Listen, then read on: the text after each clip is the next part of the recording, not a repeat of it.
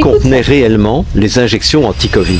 Le problème, c'est qu'initialement, on n'avait accès ni au contrat, ni au contenu des injections anti-Covid qui étaient présentées faussement comme des vaccins. Bien entendu, depuis, grâce à la divulgation de tous les documents, grâce aussi au travail acharné de chercheurs indépendants, on s'est rendu compte que non seulement ces vaccins ou ces injections anti-Covid étaient inefficaces concernant la transmission et l'infection, mais en plus, ils étaient extrêmement dangereux, puisque on sait maintenant que on a plus d'1 milliard de personnes qui ont eu des effets secondaires graves et on a plusieurs dizaines de millions de personnes qui sont mortes des suites de ces injections. Mais ce que les chercheurs ont découvert en plus, c'est que ces injections contenaient des nanoparticules et des nanorobots qui ont cette faculté de s'auto-assembler à l'intérieur du corps des personnes qui ont été injectées, de telle sorte que ça fait des personnes injectées, des objets qui peuvent être connectés à la 5G et qu'on peut contrôler, que l'on peut tracer, que l'on peut géolocaliser et dont on peut influencer l'état de santé à distance.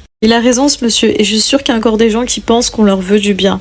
On vit dans une société où en fait, quand vous êtes malade, il y a du business. Quand vous êtes en bonne santé, il n'y a plus de business.